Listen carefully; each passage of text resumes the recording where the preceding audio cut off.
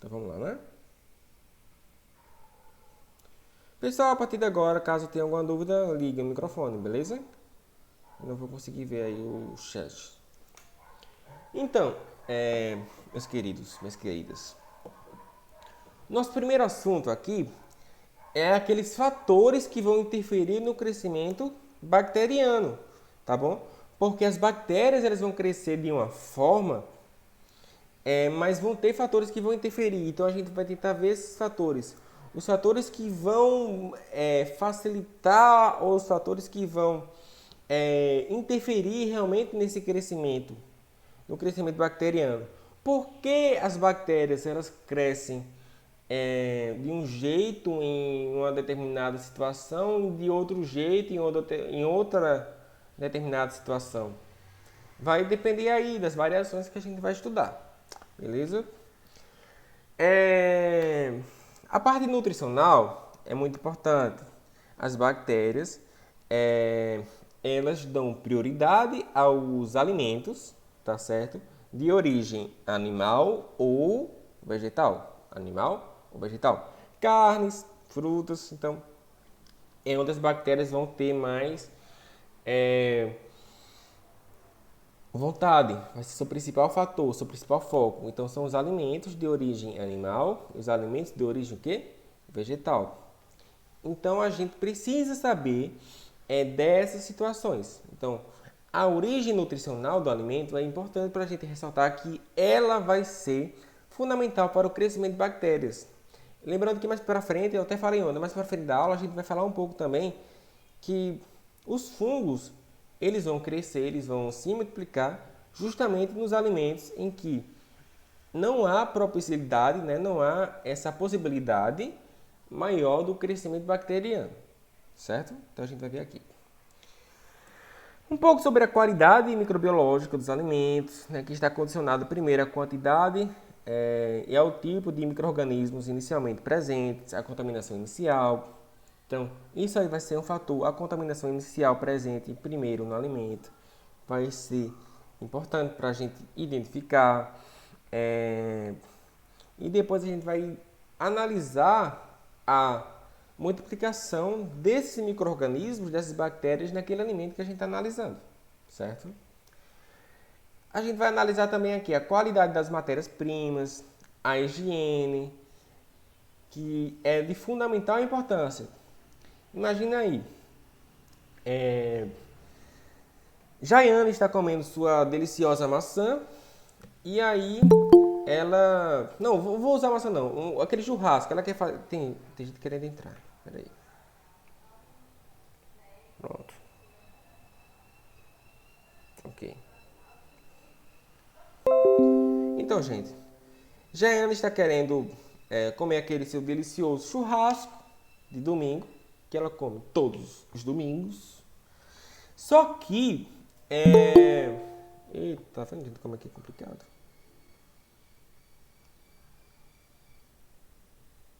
Ficar aceitando assim, não tem nada não. Bora lá, né?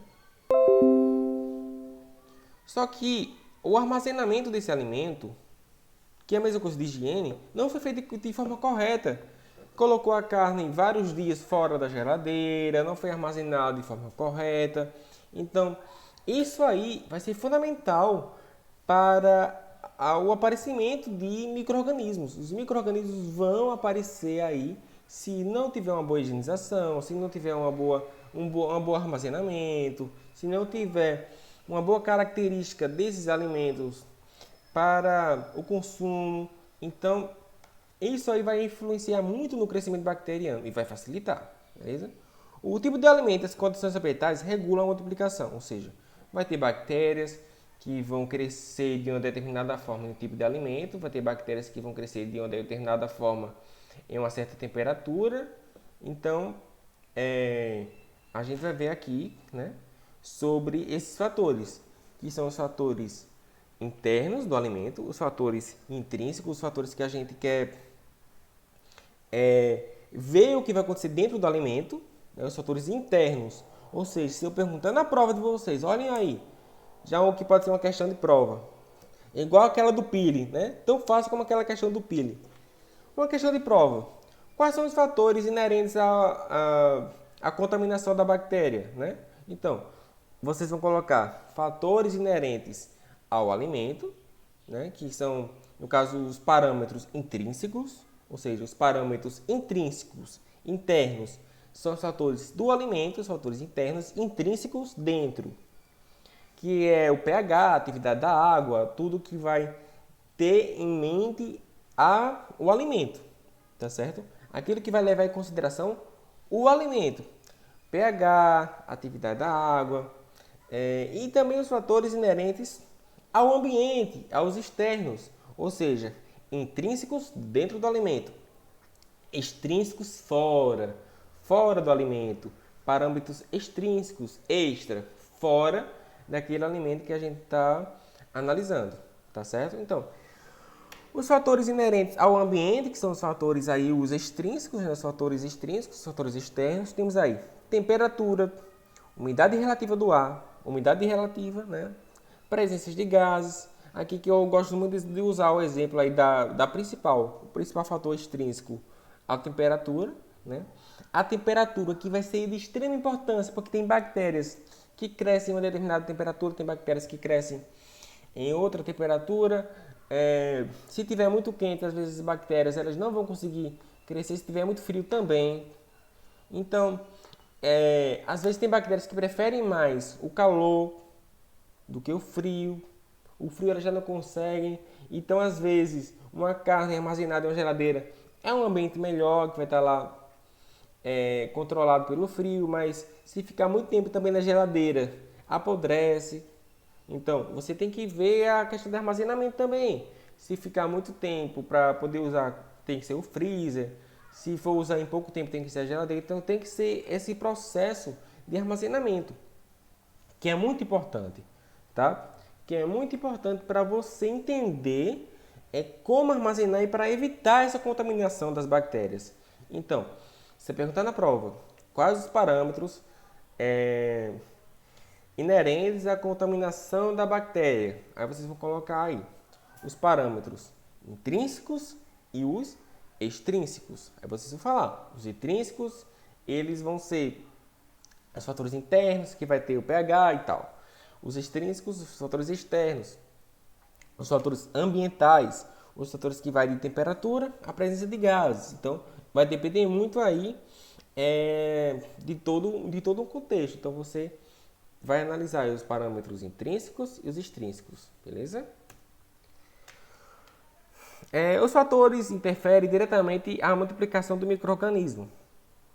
Se dependendo do pH, a bactéria vai crescer de uma determinada forma, dependendo do alimento, dependendo da temperatura. Então, isso é que a gente foi falado.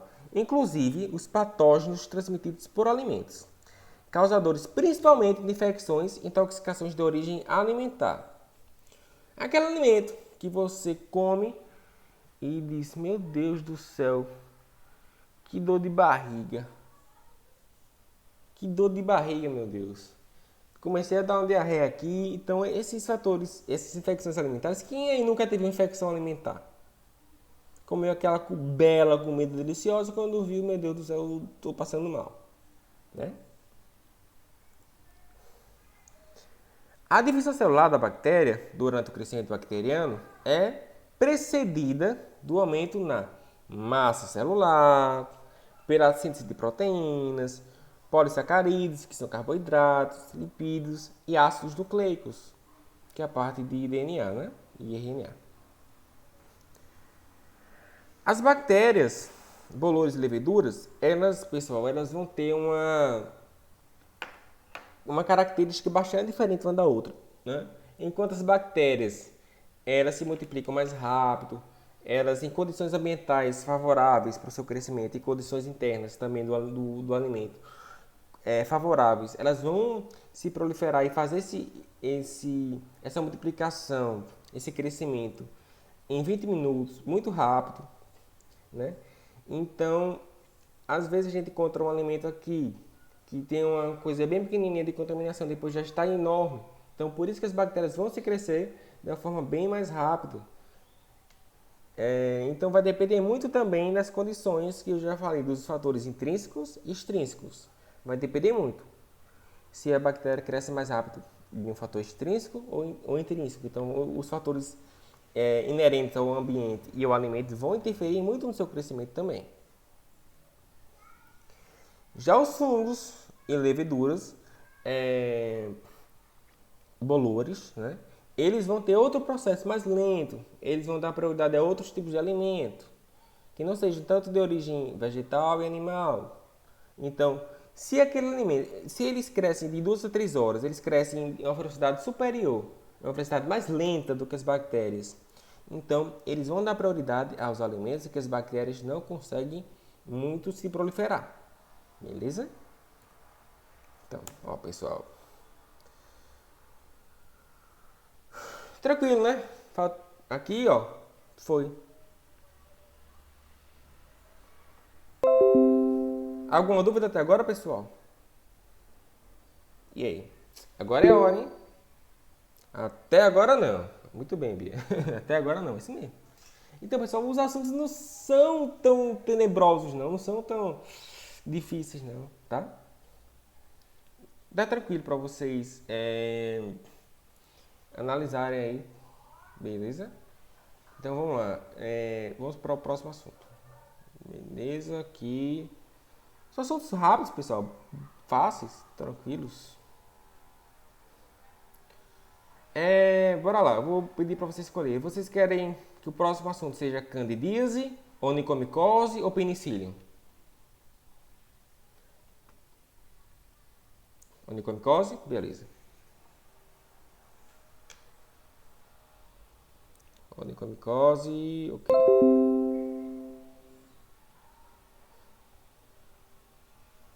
Então, onicomicose.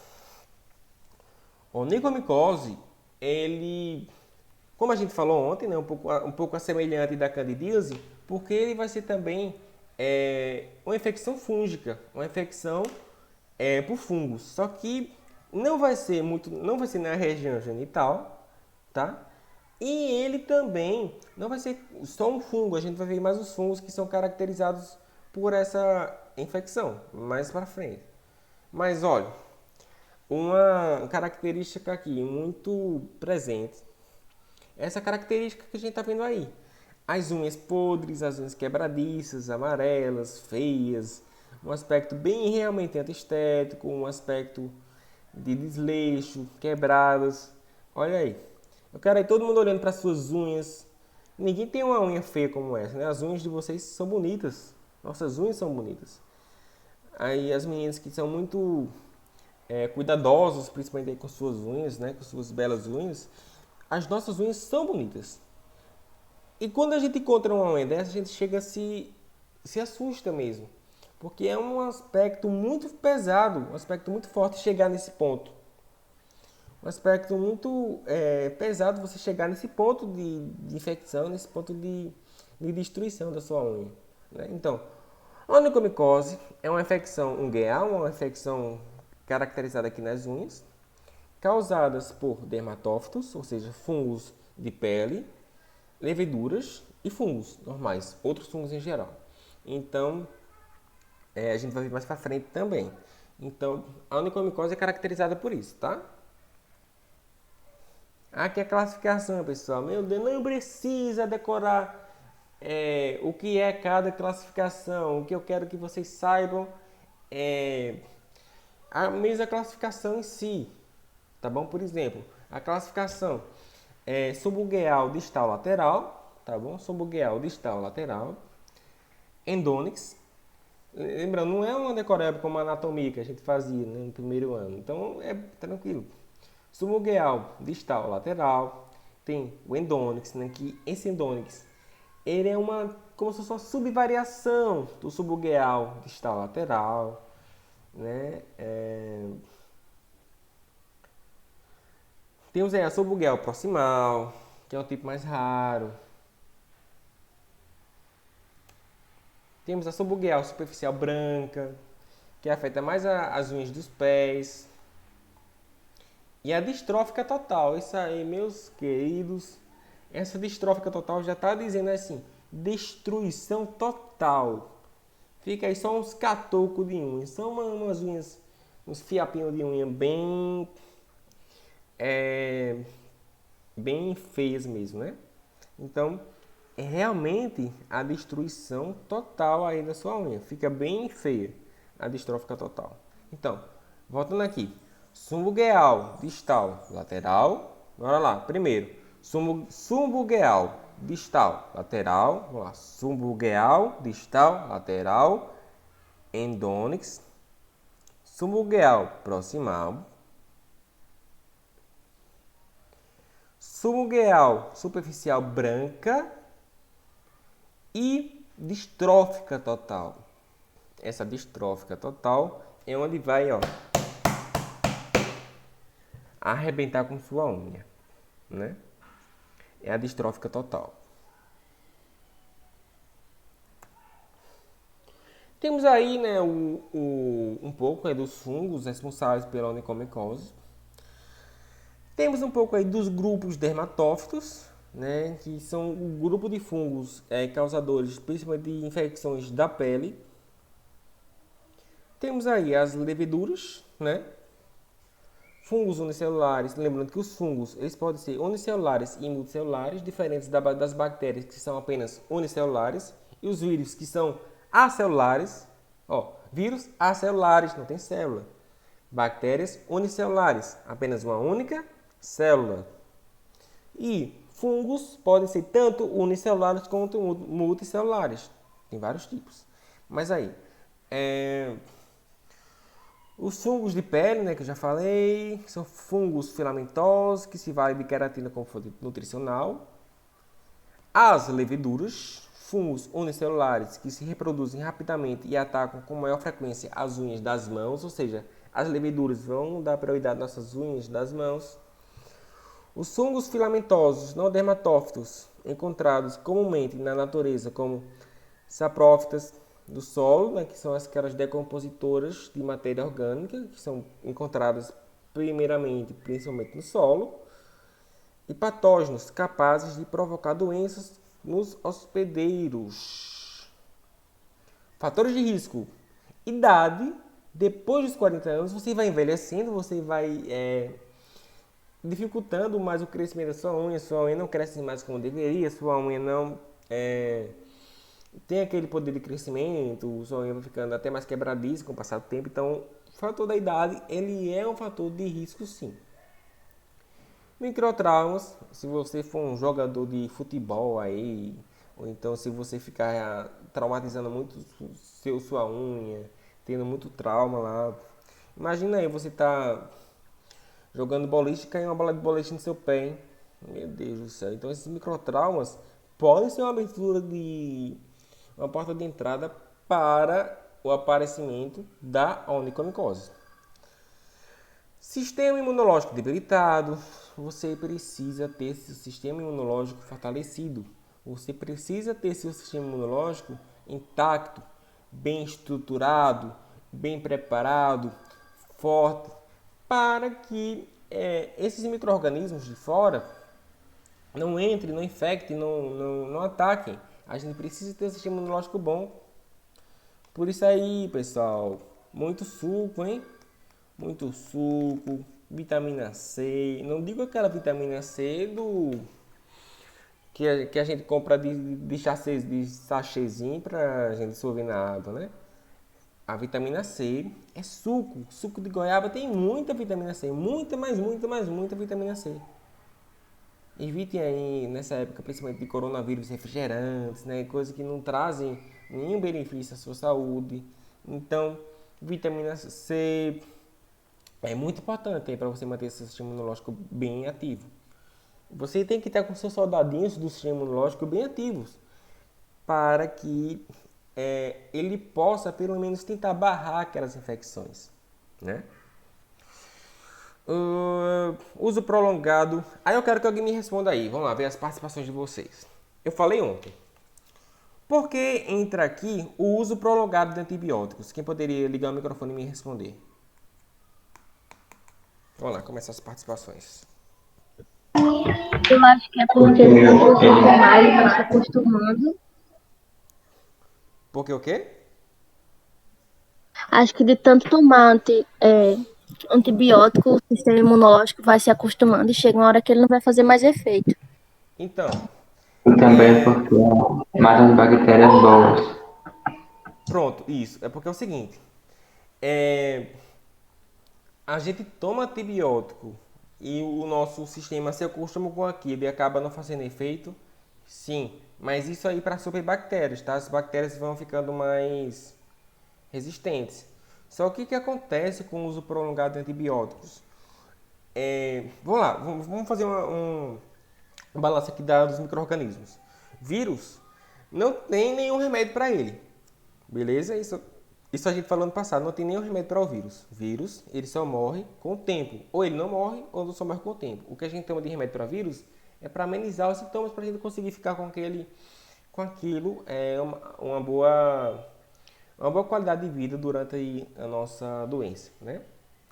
Só que o antibiótico, além desse processo que você falou bem, que realmente nosso sistema é, se conforta com aquilo e começa as bactérias entenderem que aquilo não faz mais efeito e tal. O problema do antibiótico é que ela vai matar tudo, pessoal. Tudo que ela vê pela frente. Tudo, tudo, tudo, tudo, tudo, tudo. Ela vai matar bactérias boas e também vai matar as bactérias ruins e também vai matar as bactérias protetoras.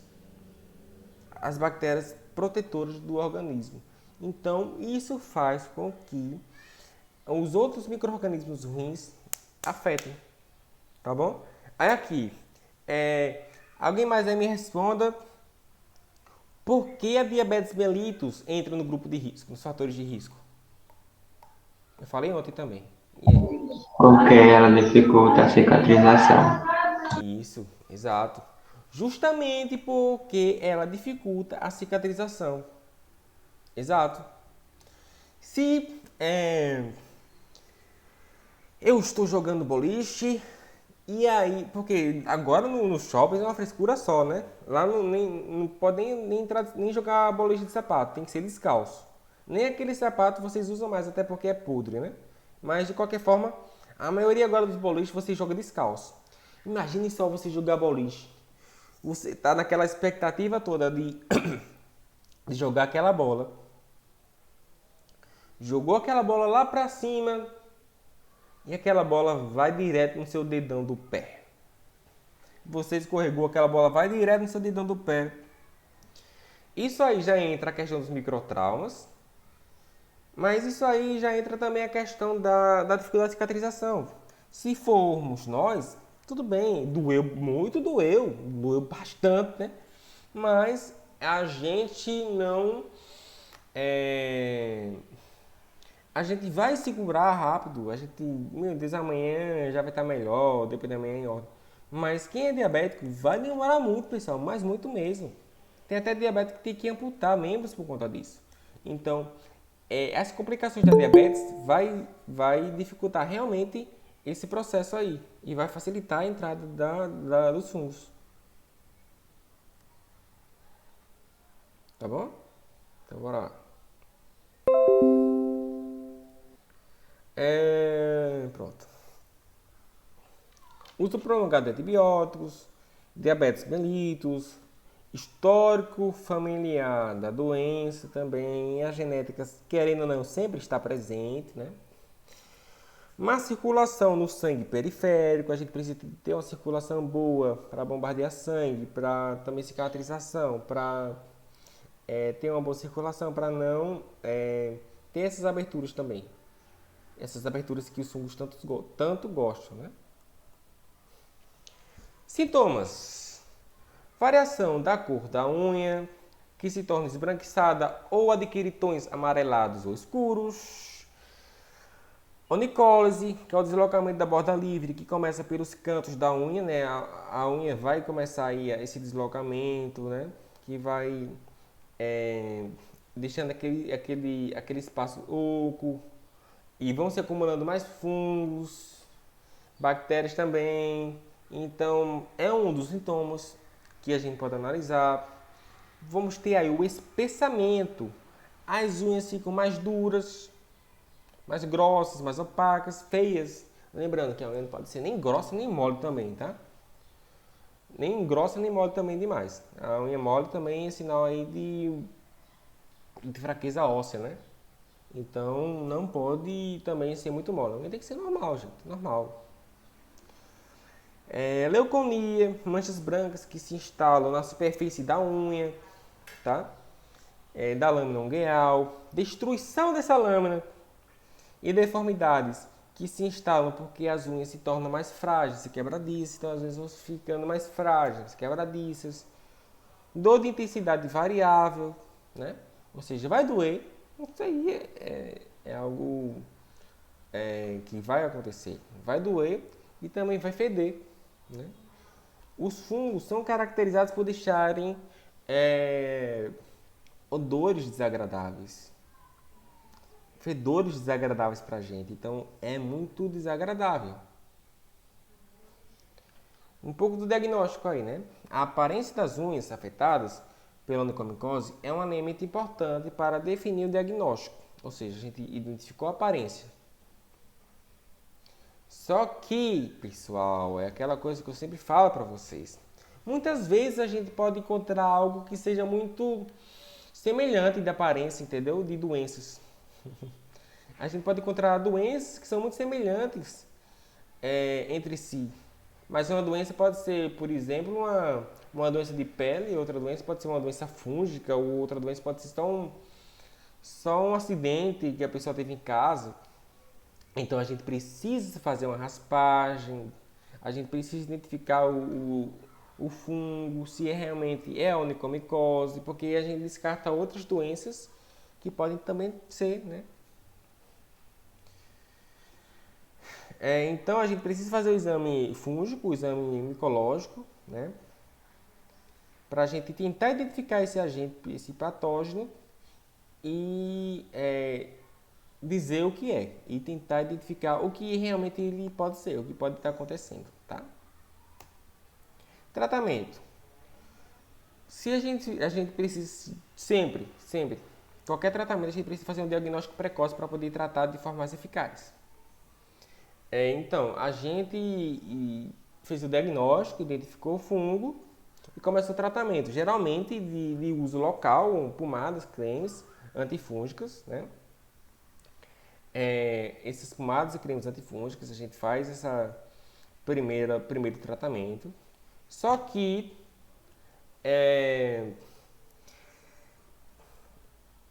muitas vezes o paciente não cura com aquele creme, aquela pomada, às vezes a infecção está muito danificada já corroeu metade da unha e o fungo não quer sair. Então aí vai ter que fazer outros processos, como a administração de medicamentos de via oral, comprimidos. Porém, esse processo pode levar a efeitos colaterais, porque esses remédios não são fracos. E não é o que a gente quer, efeitos colaterais, né? Caso não deu certo ainda, a gente fez de tudo, não deu certo, vai ter que ir para a faca, vai ter que ir para a cirurgia. Infelizmente, vai ter que ir para a cirurgia, se nada disso resolver, tá bom? Embora já tenha sido reconhecido pelo FDA, o FDA, a Anvisa dos Estados Unidos e pela Anvisa do Brasil, ainda também não encontraram muito consenso ainda com relação à aplicação de raios a laser. Ainda tem muitos estudos, ainda tem muitas possibilidades aí de estudo ainda para a gente, de pesquisas. A medicina sempre está estudando, a medicina sempre está em atualização, tá? Prevenção. A prevenção da onicomicose depende diretamente da adoção de cuidados básicos de higiene. Higiene sempre.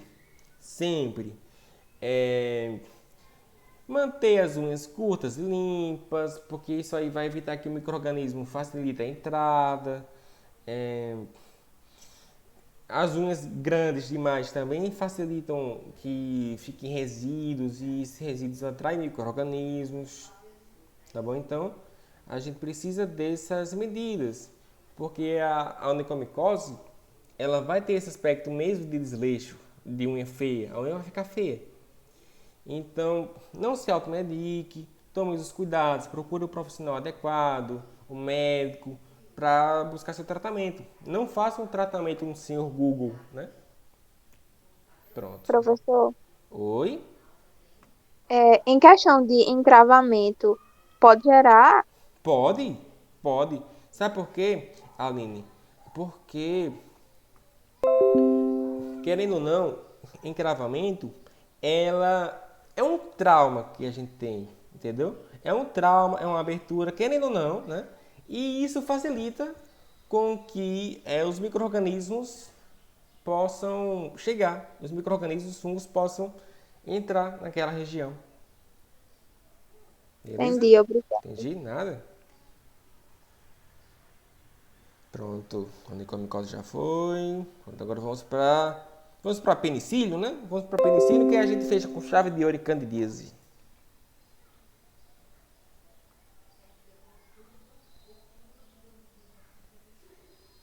Então, pessoal, vocês observem aí. Penicillium spp, porque existe mais de um tipo de subtipo de penicillium. Então, Penicillium spp é porque existe mais de um tipo de penicillium, certo? Então, o que é, onde vivem, o que fazem, o que comem, onde namoram, onde moram, onde vivem, hoje no Globo Repórter, onde vivem os fungos, onde vivem o penicillium, onde será?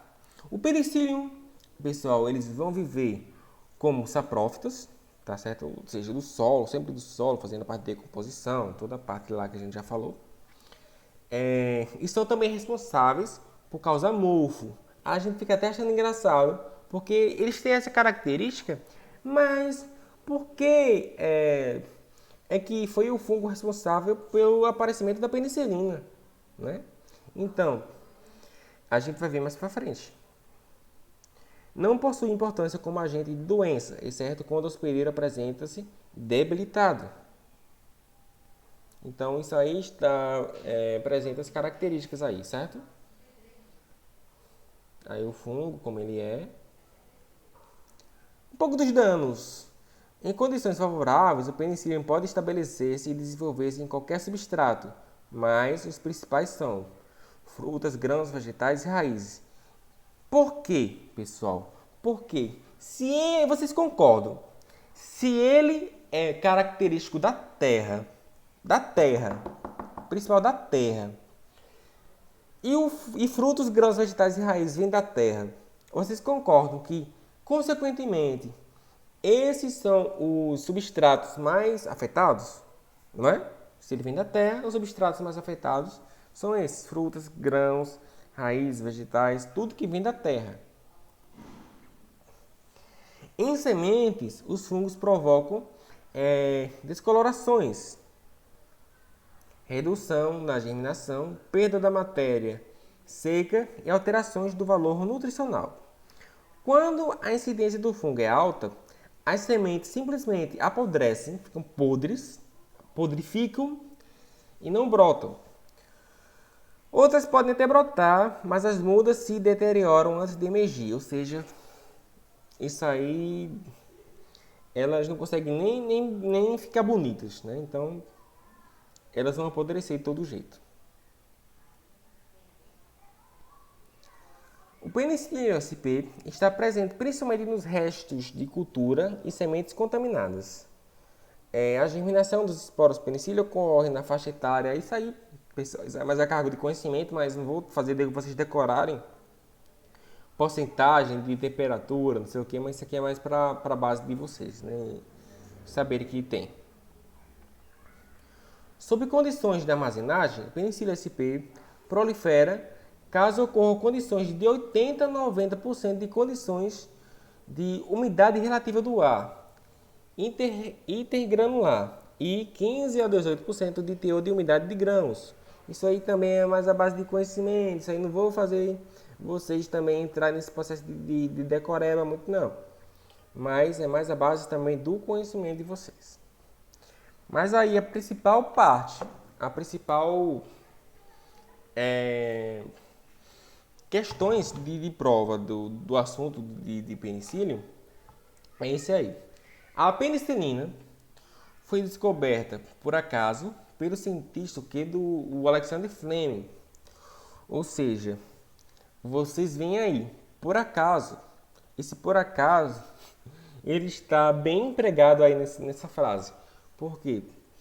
Pessoal, foi muita, mas muita sorte. Muita sorte dele, justamente no momento em que ele está fazendo pesquisas por bactérias, tem um fungo, o penicillium notatum, presente no laboratório dele. E aí ele descobriu, claro que juntou a sua sorte, né, com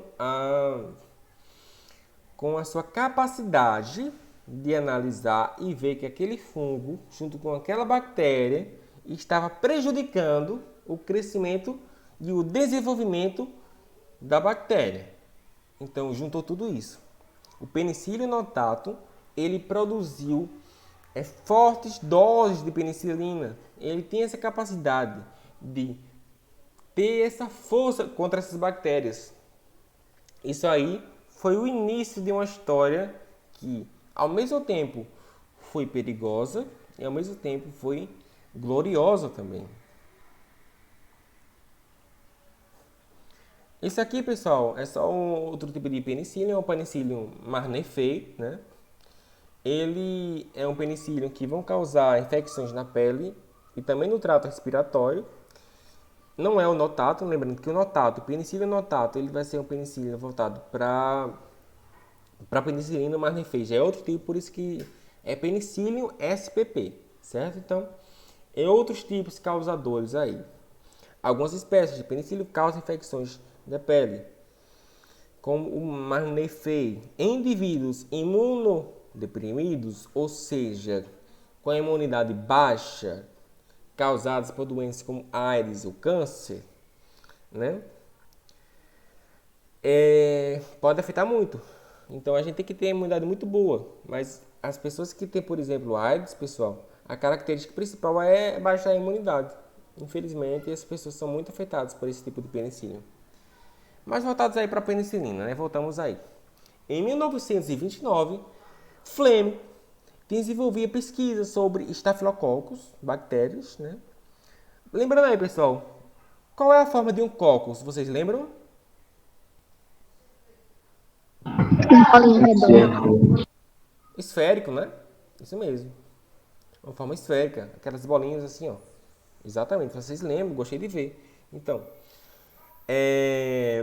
lembrando aí, né? Só para vocês relembrarem, cocos, aquelas bolinhas, bacilo, os traços, né? O vibrião, aquelas formas de vírgula, e o espirilo, espiral. Mas vamos continuar. Então, eles estavam trabalhando com os Staphylococcus, que são aquelas bactérias em forma de uva, né? São várias bolinhas juntas. E foi uma base surpreendente de coincidência, pessoal. Ele estava trabalhando, e isso aí, o fungo acabou contaminando a placa de Petri dele e contaminou. E isso fez com que aquelas bactérias que ele estava estudando não se desenvolvessem. O fungo foi identificado como pertencente ao gênero Penicillium, de onde deriva o nome de penicilina, dado à substância por ele produzida. Fleming passou a empregá-la em seu laboratório para selecionar determinadas bactérias. Então, isso aí começou realmente a história da penicilina. Ele foi analisando, ele viu que as bactérias não estavam se desenvolvendo e pensou, meu Deus do céu, eu posso revolucionar o mundo. Eu não lembro se Fleming chegou a ganhar prêmio Nobel, eu acho que não. Mas ele merecia, né? A descoberta de Fleming, para vocês terem uma ideia, ela não foi muito valorizada na época que ele fez. Só foi valorizada muito tempo depois, anos depois, em meados da Segunda Guerra Mundial, quando Howard Florey e Ernest Schein, da Universidade de Oxford, retornaram essas pesquisas que Fleming tinha feito, né? E começaram a produzir a penicilina de forma industrial. de forma ampla para a população. E isso aí, também devido à Segunda Guerra Mundial, que as pessoas estavam precisando, e deu origem à era dos antibióticos. Era essa que foi perigosa e foi boa ao mesmo tempo. Foi boa porque realmente as pessoas estavam muitas pessoas morrendo de bactéria matando muita gente. Então foi muito importante essa era dos antibióticos para eu poder ter uma sobrevida. Só que o que aconteceu? Ao mesmo tempo que eu estava conseguindo matar as bactérias que muitas vezes me matavam, eu comecei agora a tomar displicentemente, a tomar sem uma receita ideal, comprando a torta e a direita na farmácia. E isso fez com que existissem subbactérias. As subbactérias que foram aquelas que analisaram aqueles antibióticos, já ficaram acostumados com aqueles antibióticos. E aí, pessoal, pernas para aqueles que quero, as subbactérias surgiram. Mas aí, alguns anos mais tarde, Ron Hare, colega de trabalho de Fleming, tentou sem nenhum êxito redescobrir a penicilina. Mas por que ele tentou redescobrir? Porque era impossível você descobrir novamente, porque ele verificou que o fungo que contaminou a placa, né, ele é um dos melhores produtores de penicilina. Ou seja, se fosse qualquer outro penicillium, não teria o efeito que ele queria. Não teria o efeito que ele realmente precisava para produzir a penicilina e para agir daquela forma com as bactérias. Certo?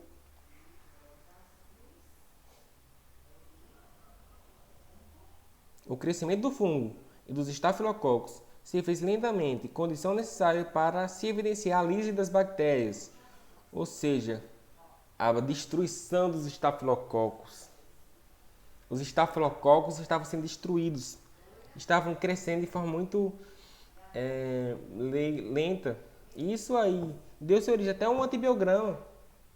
Os primeiros estudos de antibiograma, as bactérias não estavam conseguindo ter respostas àquilo. As bactérias nunca tinham visto aquilo.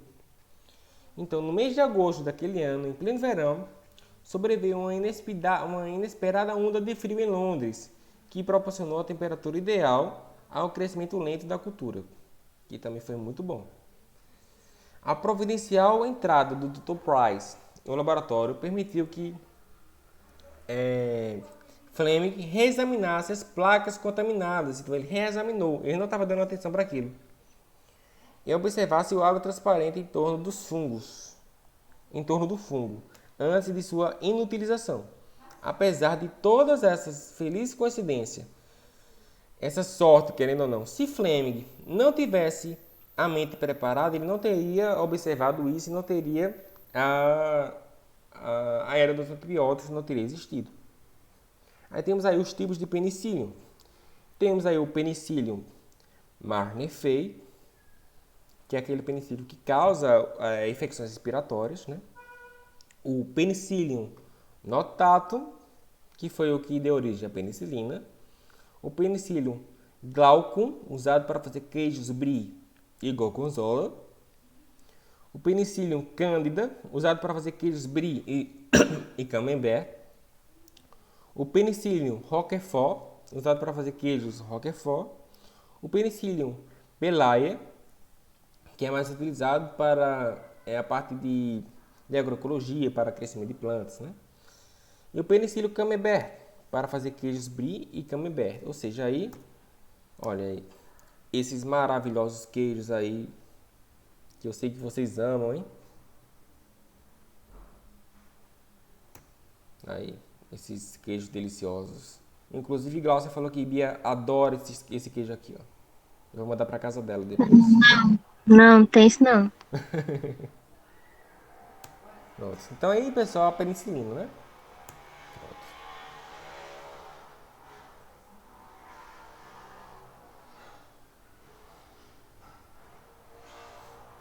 Eita, gente. Desculpa, gente. Desculpa, gente. Desculpem. Abri um negócio aqui sem querer. Pronto. Pronto, gente.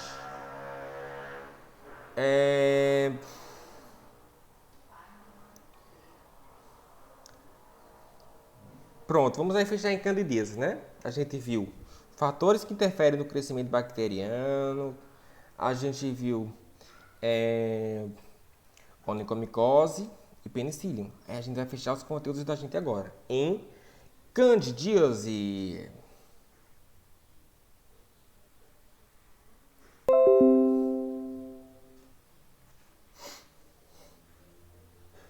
Bora lá. Candidíase, agora com Jaiane, né, Jaiane? Jaiane, isso aí tem a vivência, sua vivência de vida, né, Jaiane, infelizmente, mas faz parte. E, pessoal, é importante ressaltar que é uma doença comum, tá? Não é uma doença muito rara, não. Que pode acontecer muito aí em mulheres, principalmente. Então, o que é que a gente tem que ressaltar? A candidíase, ela é uma infecção pelo fungo Candida albicans, principalmente aonde? Na região genital. Principalmente na nossa região genital. Aqui, ok? Então vai dar muito em mulheres, principalmente aí em mulheres, certo?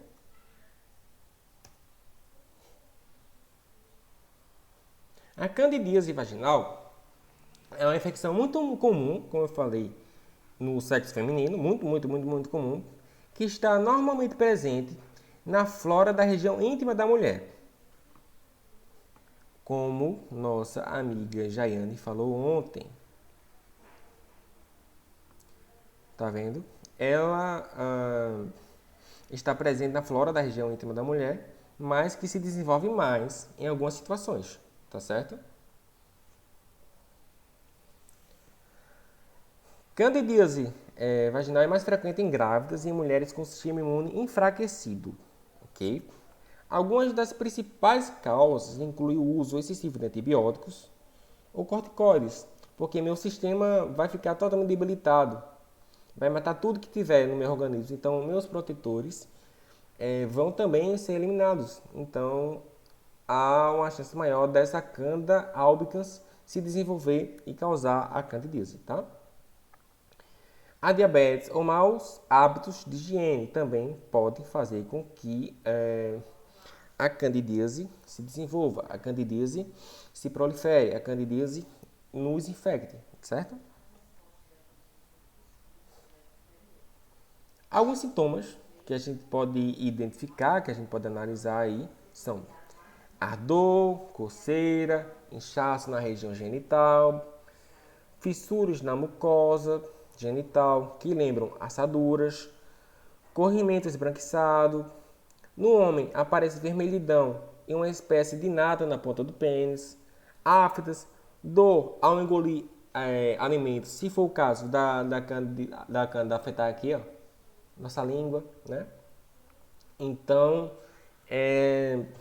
vai acontecendo cada situação dessa aqui, ó. Claro que vai depender de mulher para mulher, claro que vai... cada mulher vai ter seus sintomas específicos, mas esses são sintomas básicos, tá? Olha aí, também, né?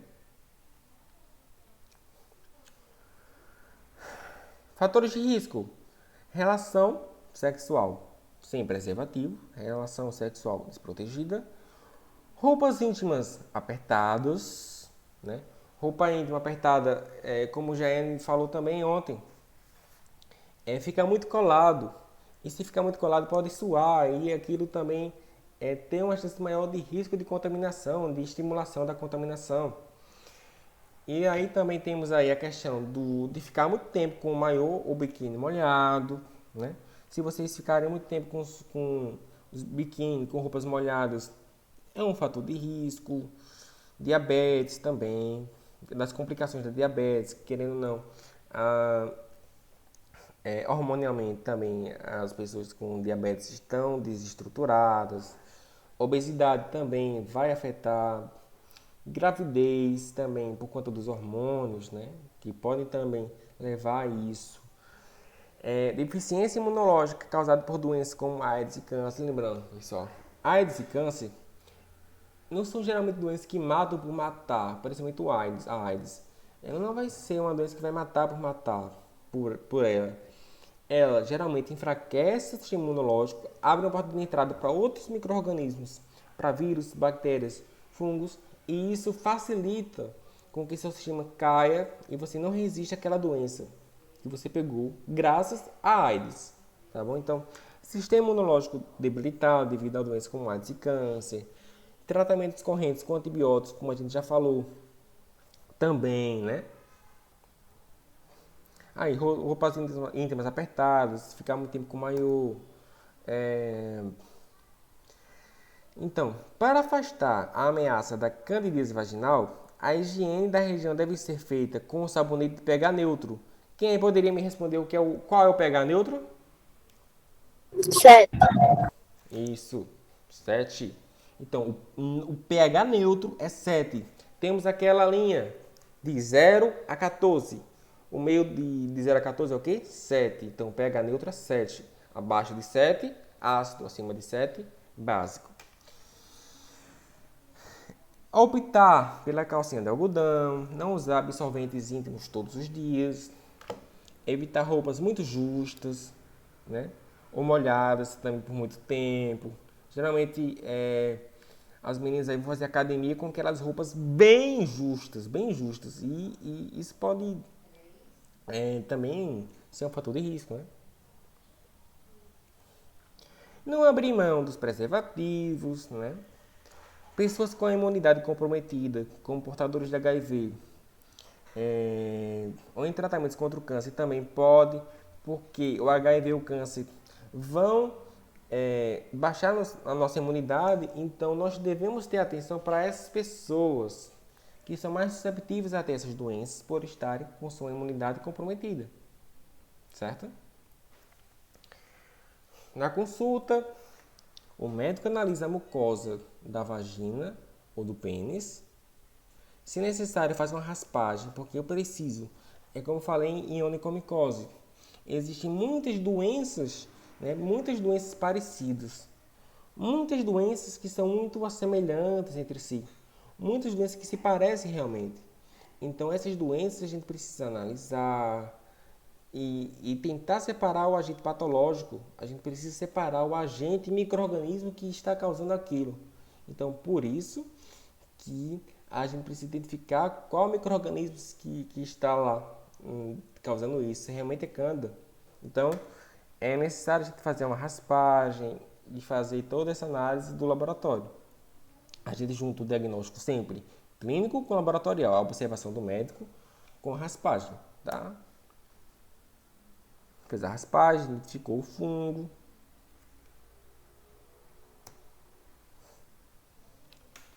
Tratamento. Na maioria dos casos, o profissional prescreve cremes de uso local, em geral 2 vezes ao dia. Na maioria dos casos, se for um caso mais leve. Também existem, em casos mais graves, um pouco mais graves, a prescrição de um medicamento por via oral, de comprimidos. Mas em casos mais graves, mas aquela coisa. Esses comprimidos às vezes podem ser mais fortes e ter efeitos colaterais que a gente necessita de cuidado. Então, por isso que é importante a gente ver o estágio. Então, em casos mais leves, vai prescrever um creme mesmo. Pronto.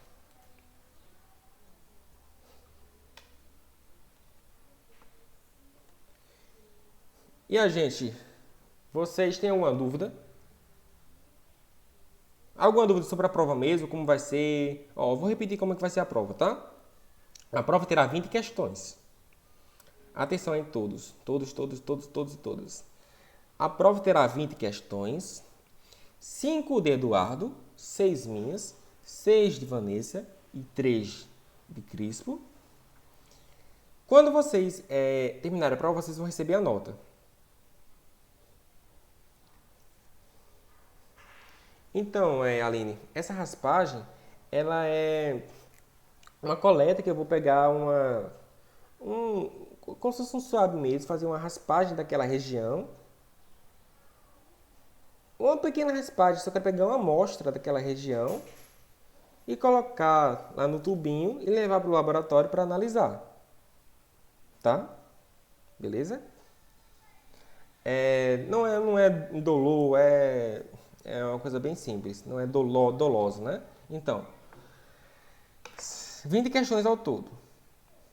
Vocês, quando terminarem a prova, vocês não vão tirar de 0 a 10, vai tirar de 0 a 20. Você pode tirar 19, 20, tá bom? Aí vocês vão pegar essa nota que vocês tiraram e vão dividir por 2.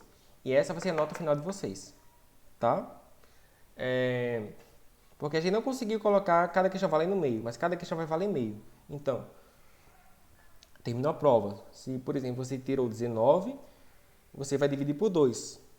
Entendeu? Então, aí vê a média. Sua média ficou 9,5, certo? Então, é assim que a gente vai fazer o processo lá. Gente, mais alguma dúvida? Beleza? Tranquilo? Eu vou até, pessoal, relembrar assuntos depois, mais pra frente, do ano passado com vocês. Daquelas doenças que a gente viu. Quero que vocês relembrem aquelas doenças, que é muito importante também, até pra vida de vocês, até pra um futuro tema de TCC, olha só. Eu vou relembrar aquelas doenças. Então, a gente vai ver um monte de coisa ainda antes da gente finalizar a disciplina. Lembrando que, a partir de julho, infelizmente, vocês não terão mais aula comigo. Tá? Talvez só o TCC e orientação de TCC, quem quiser ser o meu orientando. Mas a partir de julho, infelizmente, vocês não terão mais aula comigo. Porque a linha base técnica acaba em julho. A partir de julho, vocês não terão mais aula da base técnica. Só a parte de estágio, de alguma outra aula prática, tá? E a parte, se a gente ficar alguma matéria com vocês no TCC. Mas, caso vocês queiram um de nós para orientar, o orientador do TCC, a gente vai estar sempre presente. Mas a aula em si vai acabar. Nossa, tá bom? Então, pessoal, muito obrigado aí pela participação, tá bom, de vocês nessa tarde aí. Também não quero me prolongar muito, sei que vocês estão cansados, está todo mundo muito cansado. Mas foi um prazer imenso estar aqui com vocês nessa tarde maravilhosa. Nós vimos aí os 4 assuntos, beleza? Foi muito bom mesmo.